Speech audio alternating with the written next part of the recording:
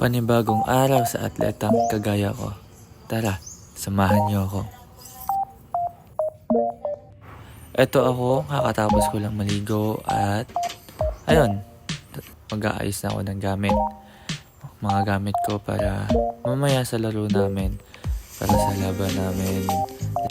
Ang mga kalaro naman namin ngayon ay lasal. Inimpake ko na dito lahat ng mga gamit, jersey, mga kailangan ko mamaya sa laban namin. At syempre mga extra damit ko din. At pagkatapos, bababa na ako para kumain. So ayan, nakababa na ako. Ito ang pusa ako. Makulit kong alaga sa lahat. Hindi mapakali. Ayan, ilalagay ko na muna siya dyan. Kasi bagong gising pa lang niya. So ayan, kakain na muna ako. So dito, nilinisin ko muna yung crocs ko dahil naputikan ito nung nakaraan kasi bumagyo para naman hindi tayo magmukhang madumi habang naglalakad. So ayan, nagmemedyas na ako at nagsasapatos na para makaalis na.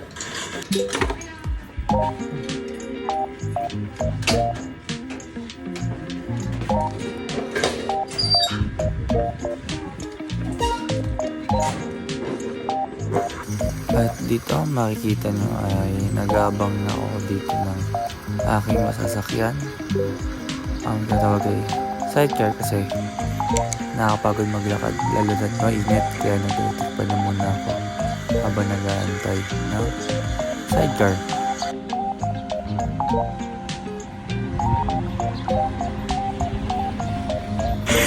So nandito na nga si Kuya.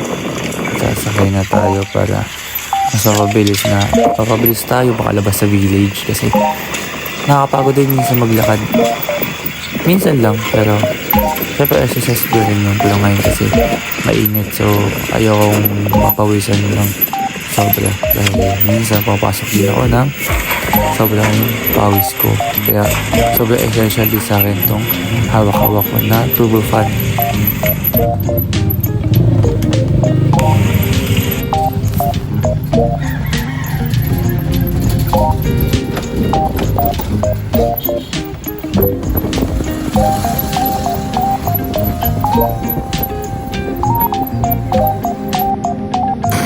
Nakabayad na ako at bababa na ako syempre at magabang na tayo ng jeep papuntang Manggahan.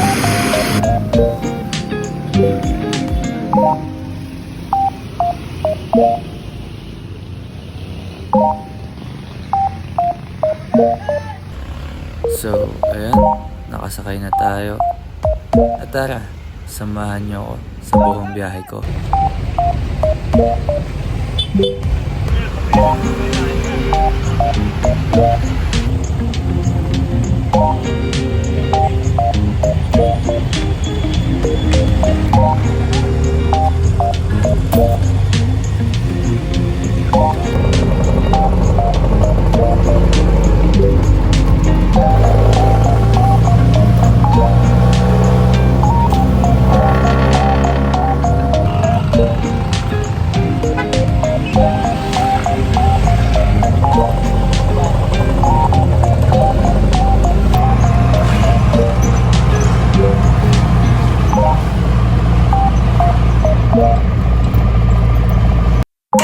So, ayun no, medyo mahaba-haba talaga ang biyahe ko dahil halos 20 minutes na agad yung kinukuha sa oras ko sa isang biyahe pa lang papuntang Manggahan galing sa amin.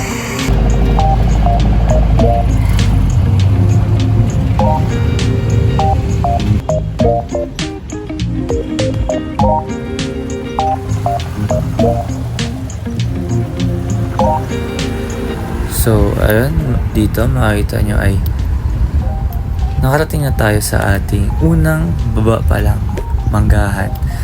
Ayan, pinuna ko si nanay. Ayun, isa na namang kalbaryo dahil nandito na tayo sa initan. Ito tayo. So, ayun, tatawid na tayo para sumakay na naman ng jeep papuntang Dasma. So dito makita nyo ay naglalakad ako para maghanap naman ng jeep dahil medyo puno yung jeep na sinakyan ko doon sa bandang unahan na nakita nyo. Sasakyan kasi natin ay papuntang Dasmabayan, pero sa Palapala naman tayo bababa. Ayan, init, lakad pa din, makahanap lang ng jeep na maluwag-luwag dahil siksikan ng gantong oras, madaming tao. Medyo natempohan lang na late tayo nagising konti. So ayan, dito tayo ngayon sa tapat ng Pure Gold, malapit sa DD Mart, sa Manggahan. Dito marami naman jeep, marami din bus, pero madalas punuan. So ayan, nakasakay na tayo at sinarte naman tayo na kahit paano maluwag-luwag naman. So ayan, palagpasa tayo sa crossing.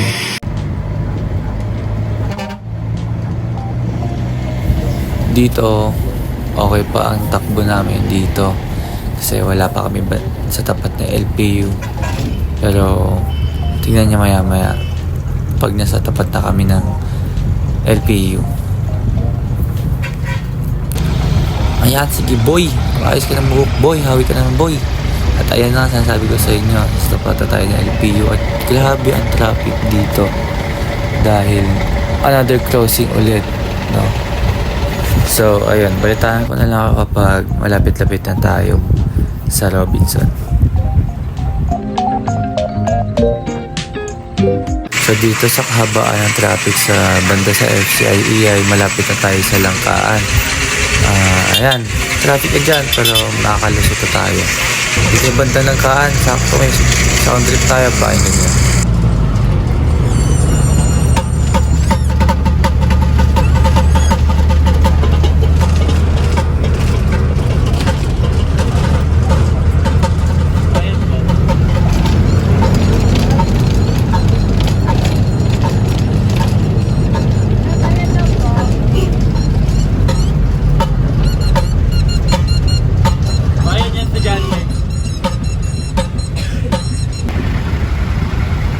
So ayan no, nasa may Robinson na tayo at naantay na lang natin na makalabas tayo ng crossing. At ayan, nakalagpas na tayo at bababa na tayo.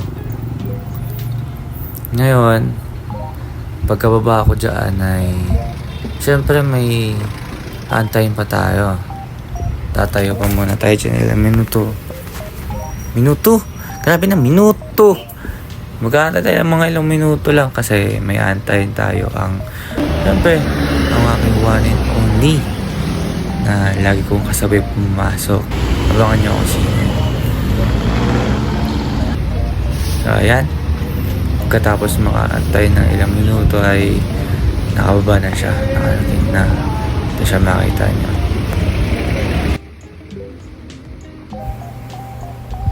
Oh, so pretty. Ay, talaga naman. Good morning talaga sa lahat. Ayan.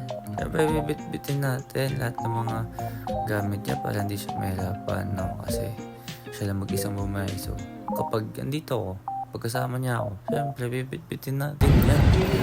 Yan na, hayaan na mahirapan si Baby Kids. Ayan. Punta kami dyan ng print. Magpapaprint kami para sa mga kailangan niya mamaya sa interview niya. So ayan, kuha pang hawi-hawi ka naman boy, kanina ka pa sa jeep. So ayan, tapos na kami magpaprint at papasok kami sa school namin, napakalaki na SM. Ayan, sa likod lang naman yan ng SM. So pasok na kami ni Labi. So syempre pagpasok namin, less na dapat sa being PDA. So kasi bawal sa school, minsan di din mapigilan pagiging cleaning, pero kailangan ilugar pa din. Hello Chip, tropa ko si Chip lagi ko kwentuhan yan. Tatap na namin yung ID namin para maka-enter at sasakay na elevator. So, ayan, sa 5th floor lang naman kami pupunta at ihahatid ko na siya sa classroom nila. Pero bago ko siya ihatid ay magpapalit muna yan. Kasi may kailangan silang suotin or required na suotin para sa task na gagawin nila. Ayan, nakapagpalit na siya. At ayan na, nahatid ko na siya sa classroom nila. At